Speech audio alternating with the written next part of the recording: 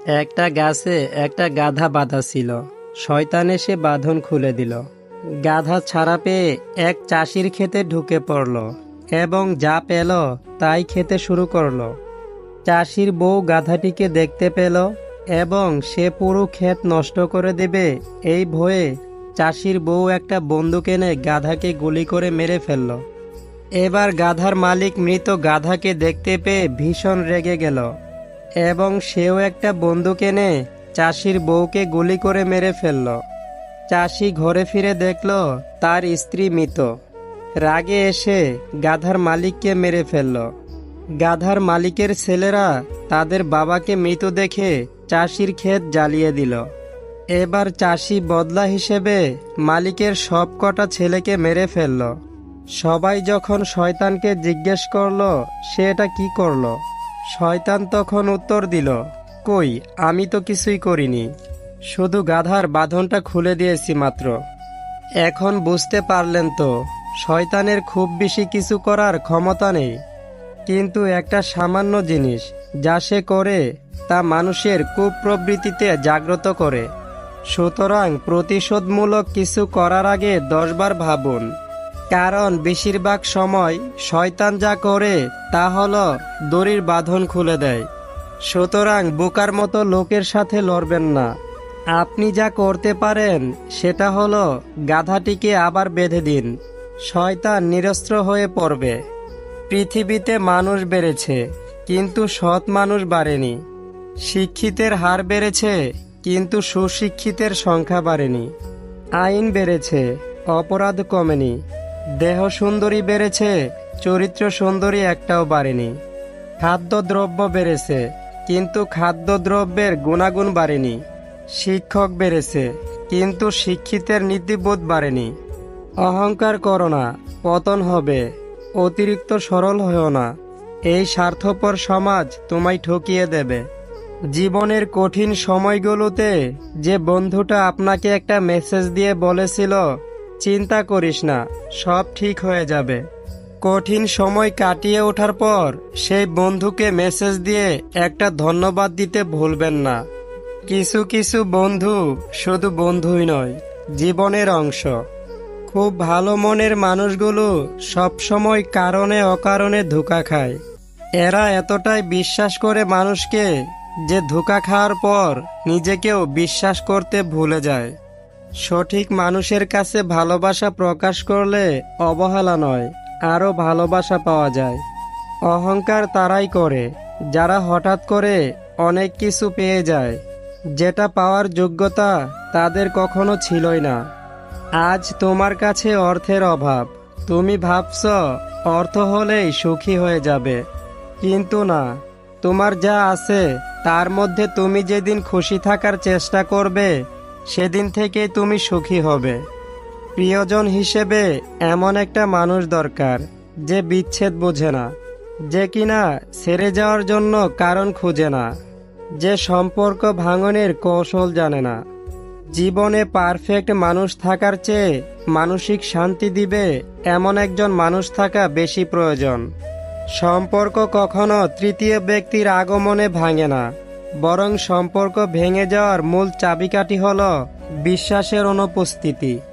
সম্পর্কের মধ্যে বিশ্বাস না থাকলে সে সম্পর্ক মধুর মতো মিষ্টি হলেও খুব বেশি দিন টিকে থাকে না। হোক সেটা প্রেম, বন্ধুত্ব, আত্মীয় স্বজন বা অন্য কোনো সম্পর্ক। একটু খোঁজ নিলেই দেখতে পাবেন বর্তমান সম্পর্কগুলোতে সন্দেহ নামক বিধির ফলে ভয়ানক যুদ্ধ হয়। একে অপরের ভীষণ পরিমাণে সন্দেহ করে। নিজেদের কিছু ভুল কিংবা অসচেতনতা বা অবহেলায় এই সুন্দর সম্পর্ক কতটা তিক্ত হতে পারে তা আমাদের চারপাশে তাকালেই দেখতে পাওয়া যায়।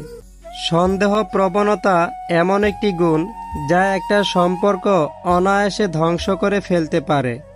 মধুর সম্পর্কের অস্তিত্ব বিলীন করে ফেলতে পারে মুহূর্তেই।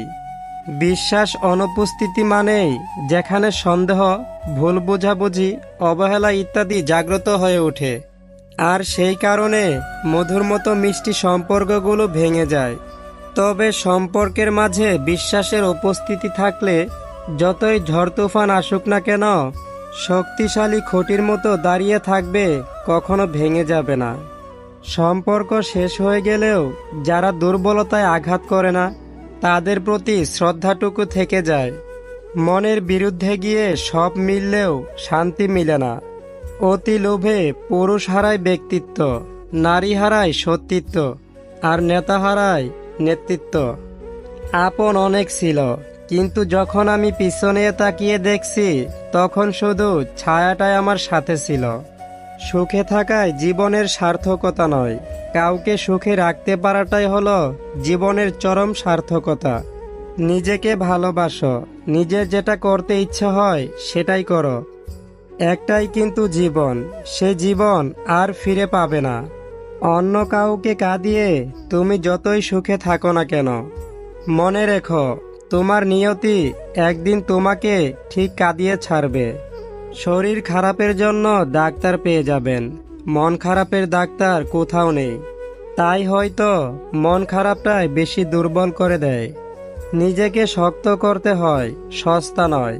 প্রতিটা মানুষের আত্মসম্মান বোধ আছে, হুট করেই কোনো কিছুই হয় না। আপনাদের একান্ত মুহূর্তে আপনার স্ত্রী যদি আগ্রহ না দেখায় এবং যদি এটা নিয়মিত আপনার চোখে পড়ে, তাহলে বুঝে নেবেন তার চাহিদা অন্য কেউ পূরণ করে। সময় থাকতে সমাধান করুন।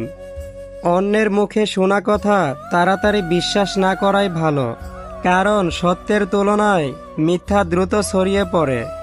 যদি 2 মাসের সুখ চাও তাহলে বিয়ে করে ফেলো। যদি বেশি দিন সুখ চাও, টাকা উপার্জন করো।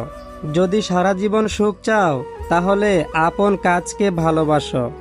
হাতে সময় আছে, এই কথাটা ভাবা বোকামি, কারণ কার হাতে কতটুকু সময় আছে কেউ বলতে পারে না।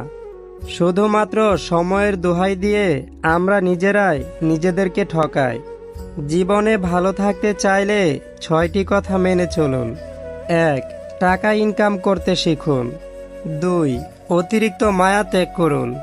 3. অতিরিক্ত আশা ছেড়ে দিন। 4. নিজেকে ভালোবাসুন। এবং নম্বর 5, চিন্তা করা বাদ দিয়ে হাসি খুশি থাকুন। বৃষ্টির পানি পরিষ্কার পাত্রে পড়লে তা পান করার জন্য যোগ্য হয়, আর নর্দমায় পড়লে তা পান করা তো দূরের কথা, পা ধোয়ারও যোগ্যতা থাকে না।